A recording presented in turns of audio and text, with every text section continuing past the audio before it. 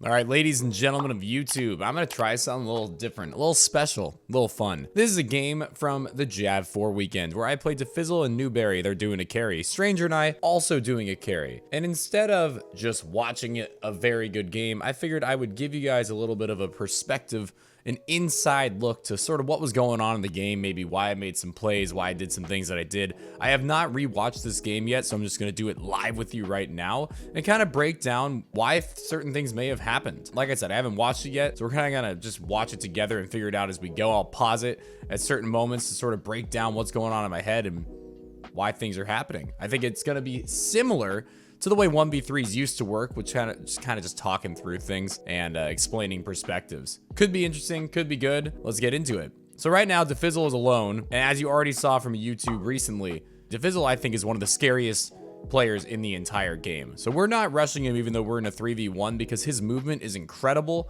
He is a shotgunner who is lethal. So if we push at him, there's a very good chance that he's going to be able to pick us apart one at a time. And if we stay back as like a kind of solid front of three, he's going to have a very hard time getting all of us. But I've seen the man do it before where people push and they're off by like 0.5 seconds. So we can get one, slide dodge, get another one, and now he's in a 1v1. So we wanted to avoid that with all that we could. Because I'm a sniper, I like to often go left and see if I can just get a quick pick. I think Fizzle knows that there, so that's why he's pushing me there and manages to get me off of it.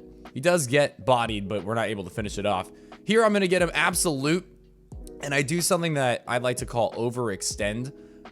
Even though I'm weak, I know that he's so weak, I figured it was worth it to try to get the kill. It didn't work out for me. I could have had my teammates help me there. As you saw, Stranger and Snack were both there. So it's sort of frustrating we lose this round because they certainly could have gotten the pick. But sometimes it's worth overextending if you are trying to get a kill that is really important. To Fizzle, a very important kill. One of the best, if not the best, in my opinion, player in the game, especially within trials. So I'd never recommend overextending. If you get somebody weak and you're weak too, it's more important to just get your health back and instead of pushing in and probably dying. But the reason I did it there was it was Fizz and I thought I was going to be able to get it. Stranger goes down against Newberry, so I know I'm in a bad spot now. I'm kind of waiting for them to push, seeing if I can get one of them to push alone. I do get the carry to push alone, but now I'm against Fizzle and Newberry together. And they're both going to just be extremely aggressive pushing me.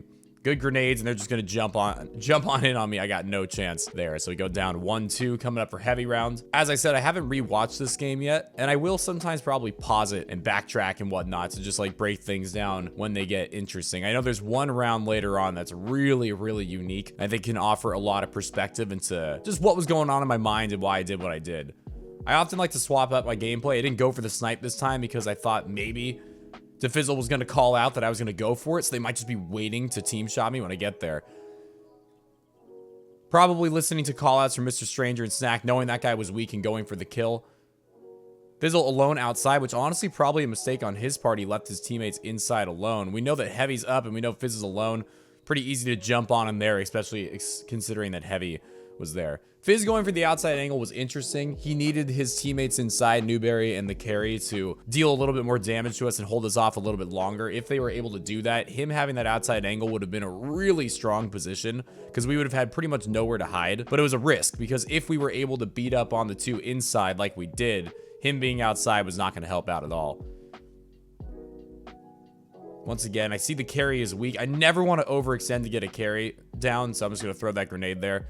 And Fizz up top on the rocket falls down into the grenade too. Ended up being the perfect grenade. Guys, I could not recommend wall nades enough. If you know where to place them, you can control the map so well. I'm actually going to backtrack here. Let's see how well this is going to work. So going into this round, something that's really important to know about overextending, right? Like I already mentioned earlier in the game, against certain players like Fizzle, if he's one shot, like it's probably worth pushing to try to finish that kill, even if it puts your life in jeopardy. But here, this is the carry. I'm not going to run into that scary area to get the kill, but a wall nade, like I suggested, can often get the job done for me. It is such a strong grenade. I'm talking trip mines, lightning grenades, spike nades, wall nades. You place on a wall in an area that people are fighting or hiding to recover health. The amount of times I get free kills by doing that, or just completely change the momentum of the round and force them to reposition right towards me or right towards my teammates, is crazy. Wall nades are, in my opinion, the most important grenade in the game to get good with. I don't think very many people agree with me, but that is my perspective. We're up 3-2, and this is a pretty fun round. Fizzle pushes all the way through. I get him absolute, And we've got a teammate there with me. I got a smoke to guard it. So instead of going for the Fizz kill, I go for the Newberry kill. Whoa!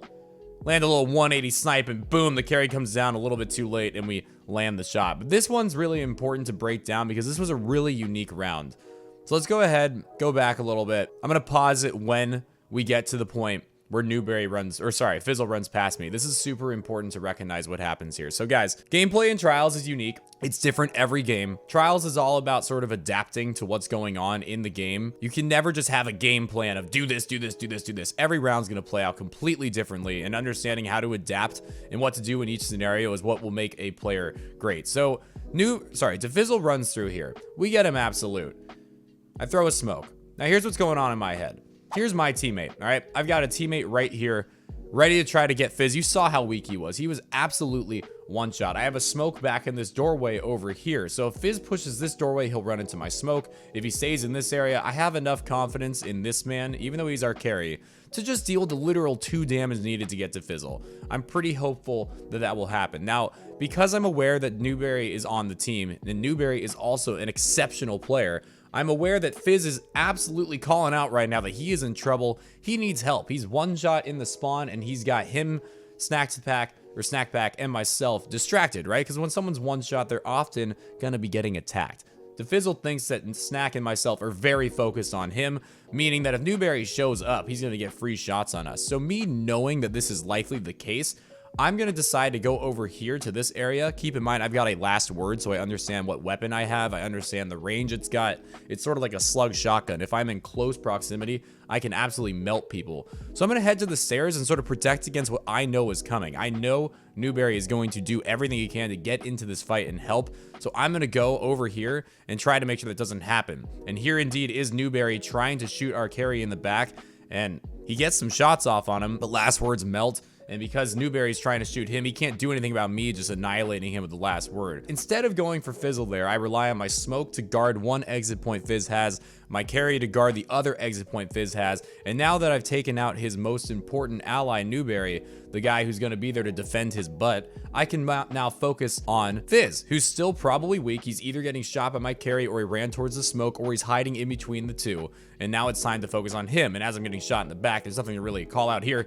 I rip a really nice snipe, and then the carry late to the party comes down. It looks like I bodied him, but he gave me a headshot. Controller, you know? But that's sort of what was going down in my head on that round. Turned into a very nasty 3-piece. But for a lot of people, it probably was weird that, you know, Fizz is absolutely one shot and I didn't go for him. But if I had gone for him, Newberry's gonna get a free kill on our butts, and Fizz is probably gonna hide in the corner and heal. And it seemed more important for me to try to take out the help than focus on Fizz there. Fizz overextends again. Best player in Trials, in my opinion, for my times playing him. I really mean that. But did make a couple of overextending errors in this match. Newberry now stuck in a 1v3. Nothing he can do against Stranger. Stranger's very good with the up-close shotgun gameplay on his Storm Warlock.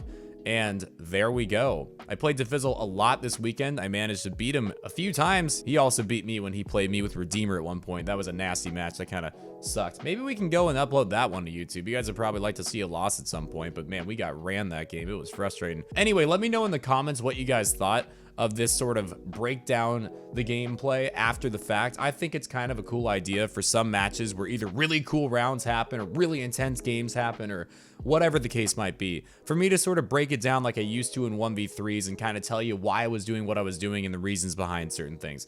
Let me know in the comments what you think. Thanks for making it all the way through the video. Of course, drop a sub on the channel. It's free if you haven't done so yet. And I'd really appreciate if you check out the Clips YouTube channel as well. It's linked on the homepage of my YouTube as well as in the description. There's a lot of videos uploaded to that channel daily. Thanks for watching. Have a good rest of your day. Later, friends.